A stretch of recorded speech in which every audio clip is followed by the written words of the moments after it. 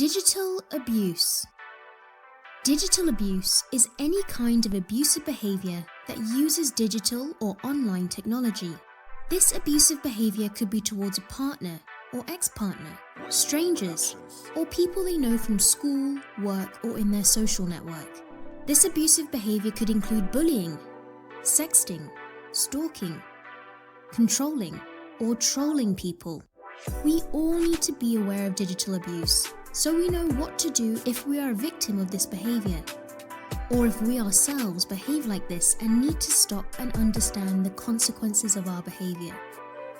Let's start with cyberbullying. This involves the use of mobile phones and the internet deliberately to upset, threaten, and intimidate someone else. This type of bullying can affect someone not just at school or work, but at home as well, because it takes place in the virtual world. It goes beyond the boundaries at school or work hours. It can happen anytime and can make someone feel upset or threatened even in his or her own home. Ex-partners can use it after a couple breaks up to really upset and cause distress to the other person, or sometimes to their friends and family as well. This bullying can be name-calling, threats, or publicly humiliating someone online in written posts, or using photos or videos, or encouraging others to gang up against a person online. Whilst cyberbullying is common, it is not specifically illegal. However, there are a lot of serious consequences for cyberbullies. In a relationship situation, it can be classified as domestic abuse and used in a criminal case or child custody case as evidence of abusive behavior. In a situation of cyberbullying between school children, they can be expelled from school or in the workplace fired for such behavior. A person that allows themselves to become involved or even obsessed with cyberbullying another person is likely to be causing harm to their own mental health. No one who is happy in themselves would feel the need to abuse another person, and they should ask themselves the question, will behaving like this make me happy long term? And what could I do to stop my abusive behavior? Another form of digital abuse is sexting. What is sexting? Sexting is sending nude or semi-nude photos or video by mobile phone, or posting sexual images on social networking sites like Facebook, Twitter, and Snapchat. Often, people send explicit images to a partner or friends for their eyes only, or in a moment of blurred judgment, they let someone take pictures or videos of them that they might not otherwise agree to. People could use these images for harassment or cyber-stalking a person using threats to share the images. They could post or share the images publicly, outing this person to humiliate them. Or they could be open to impersonation, which is pretending to be the person who created the image and posting or sharing it publicly, often with the suggestion that the person is interested in sexual contact.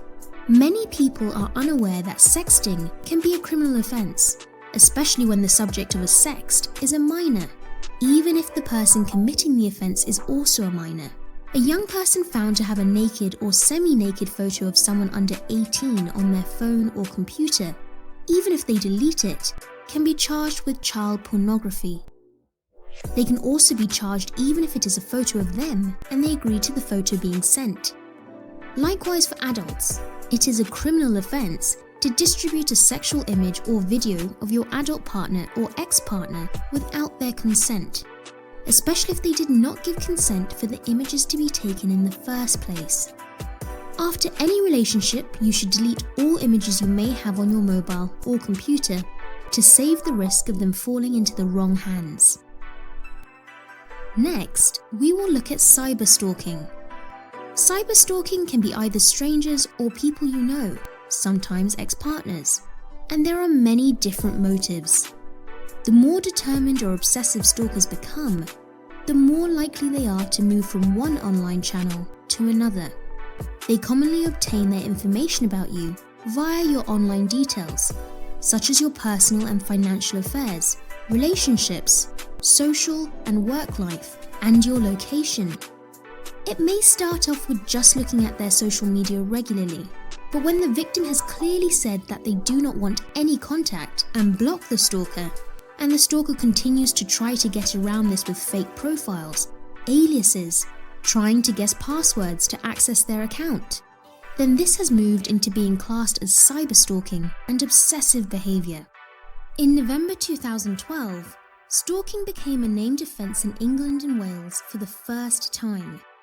It is very common in domestic abuse cases where ex-partners will stalk their ex for a period after the relationship has ended. If this happens to you, you can report it, keep all evidence and show it to the police. If you are cyberstalking your ex or anyone, you should stop. And if you feel you can't, then get help before you are prosecuted. Next, we will look at digital control. Digital technology has given abusers new tools to try to control their victims. This is especially true in domestic abuse cases, where a person can try to control their partner using location trackers on mobile phones, or looking at their bank bills where they have used their mobile to pay when out and about to see where they have been. This can lead to a person using this information they gain through digital technology to control their partner, questioning where they have been, accusing them of things, or trying to use it to limit their freedom and impose restrictive rules. Controlling a person in any way is abusive behavior, and in a relationship constitutes domestic abuse. We need to be aware of this and make sure we not only protect ourselves from it, but also do not let this negative, destructive behavior creep into our relationships.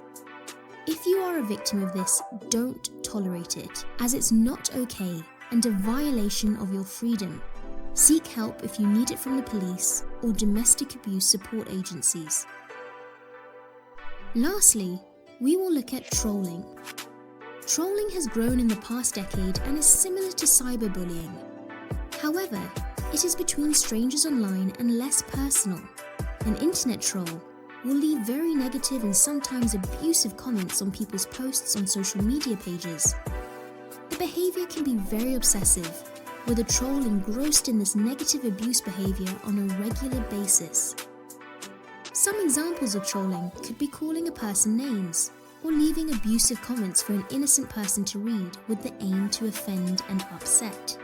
Lots of celebrities are victims to trolls, who will write floods of negative, abusive comments on their Twitter, Instagram, or Facebook pages. They can get extreme and threatening violence or intimidation. Anyone who is trolling online should ask for help and stop this destructive behaviour, which not only hurts others, but it is also self-destructive and will have negative consequences for that person's mental well-being. So in summary, digital abuse is very common and can have devastating consequences for victims.